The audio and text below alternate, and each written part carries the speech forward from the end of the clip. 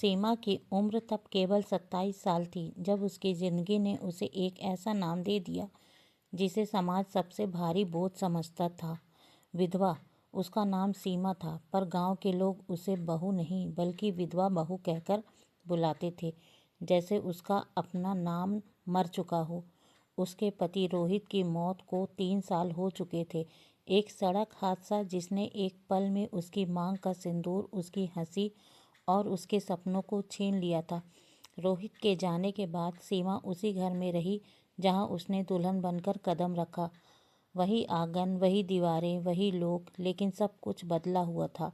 सुबह वह सबसे पहले उठती, चुपचाप नल से पानी भरती, सास ससुर के लिए चाय बनाती, किसी से नज़र ना मिलाए रसोई में ही खाना खाती। त्योहारों पर वह नए कपड़े की जगह सफ़ेद साड़ी निकालती।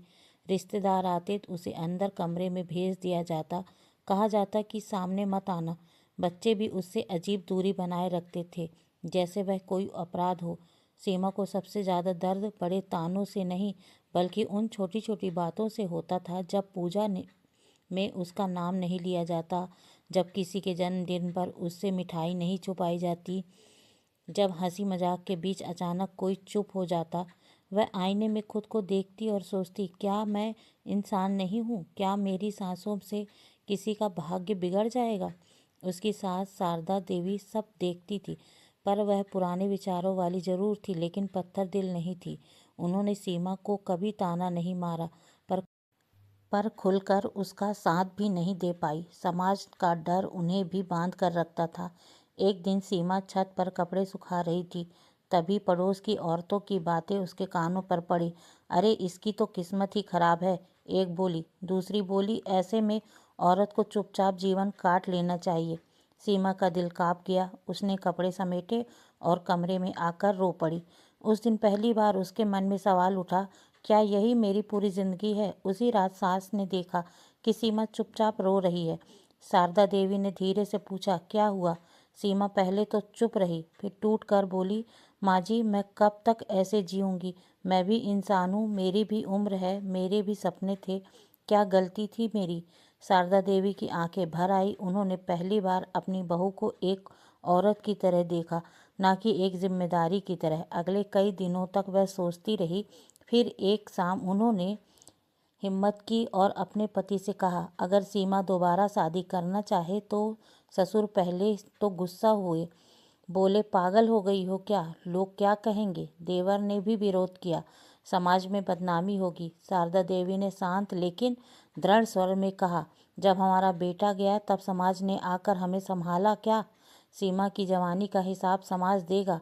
घर में बहस हुई, कई दिनों तक बात नहीं बनी। सीमा को इस चर्चा की भनक भी नहीं लगी।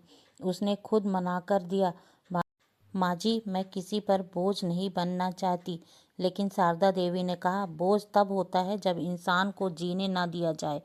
कुछ महीनों बाद शहर में रहने वाले एक रिश्तेदार ने अमित का जिक्र किया। अमित भी विधुर था। उसकी पत्नी बीमारी से गुजर चुकी थी, 2 बच्चे थे। वह शिक्षक था, सरल स्वभाव का। उसने साफ कहा, मुझे दया नहीं, साथ चाहिए। सीमा पहली बार बिना डर किसी मर्द से बात कर पाई। उसे लगा जैसे कोई उसके भीतर जमी बर्फ को पिघला रहा हो। जब बात पक्की हुई तो गांव में एक हड़कंप मच गया। कोई बोला पाप है, कोई बोला कलयुग आ गया, पर शारदा देवी अडिग रही। शादी सादगी से मंदिर में हुई, बिना शोर शराबे के। सीमा ने हल्के रंग की साड़ी पहनी। सास ने खुद उसके हाथों में चूड़ियां पहनाई और कहा, आज से तू सिर्फ विधवा बहू नहीं, मेरी बेटी है। शादी के बाद जब सीमा विदा हुई तो कुछ आंखें शर्म से झुकी थी, कुछ में सम्मान था। अमित के घर पहुंचकर सीमा ने बच्चों के पैर छुए। बच्चों ने उसे माँ कहा तो उसकी आंखों से आंसू बह निकले। वह रोना दुख का नहीं था, बल्कि अपनाए जाने का था। अगली सुबह उसने फिर तुलसी के पास दिया जलाया, लेकिन आज उसके हाथ कांप नहीं रहे थे। आज उसकी सांसों में डर नहीं था। उसने खुद से कहा, जिंदगी यहीं खत्म नहीं होती, कभी कभी टूटने के बाद भी इंसान सच से जुड़ता है। उस दिन सीमा सिर्फ एक औरत नहीं, बल्कि एक मिसाल बन गई कि विधवा होना अंत नहीं है, बल्कि हिम्मत हो तो नई शुरुआत भी हो सकती है। सीमा की दूसरी जिंदगी की शुरुआत आसान नहीं थी। अमित के घर में कदम रखते ही जिम्मेदारियों का बोझ उसके कंधों पर आ गया। 2 छोटे बच्चे, आरव और अनन्या, माँ की कमीज में चुपचाप रहते थे। सीमा उनके लिए नई थी और बच्चे सीमा के लिए एक परीक्षा। पहले दिन ही जब आरव ने रात को बुखार में अपनी माँ को पुकारा तो सीमा का दिल कांप गया। उसने उसे सीने से लगाया, पूरी रात जागकर पट्टियां बदलती रही। सुबह जब अमित ने देखा, उसकी आंखें नम हो गईं। उसने पहली बार महसूस किया कि सीमा सिर्फ पत्नी नहीं बल्कि माँ भी बन चुकी है। गांव में खबरें अभी भी पहुंचती थी।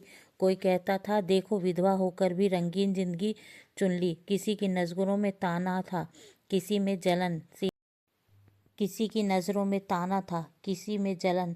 सीमा ने तय कर लिया था कि अब वह किसी के बातों में अपने मन को कमज़ोर नहीं होने देगी। वह हर सुबह बच्चों को स्कूल भेजती, उनके टिफ़िन में प्यार रखती और खुद सिलाई का काम सीखने लगी ताकि घर में उसका भी योगदान हो सके। एक दिन स्कूल में बच्चों की मीटिंग थी। अमित नहीं जा पाया, सीमा गई। वहाँ कुछ माताएं फुसफुसाई, नई माँ है, असल नहीं। सीमा ने अनसुना किया, लेकिन जब आरव ने सबके सामने कहा, मेरी मम्मी सबसे अच्छी है, तब उसकी आंखें भर आई। धीरे धीरे घर में उसकी जगह मजबूत होने लगी। अमित उसे हर फैसले में शामिल करता, बच्चों की पढ़ाई, घर का खर्च, त्योहारों की तैयारी। पहली बार दिवाली आई तो सीमा डर गई, कहीं फिर वही सफ़ेद साड़ी वाली सीमा ना बन जाऊं। लेकिन अमित ने मुस्कुराकर कहा, इस घर में अंधेरा नहीं चाहिए। सीमा ने दिए जलाए, रंगोली बनाई, बच्चों ने हंसी के साथ पटाखे जलाए। उसी रात सीमा ने अपनी सास शारदा देवी को फ़ोन किया, माँ जी, आज पहली बार दिल से हंसी हूँ। उधर से सास की आवाज़ कांप गई, बेटी, यही सुनने के लिए तो मैंने सब सहा था। गांव में समय के साथ बातें बदलने लगी। वही औरतें जो ताने देती थी अब उदाहरण देने लगी। शारदा देवी का नाम सम्मान से लिया जाने लगा।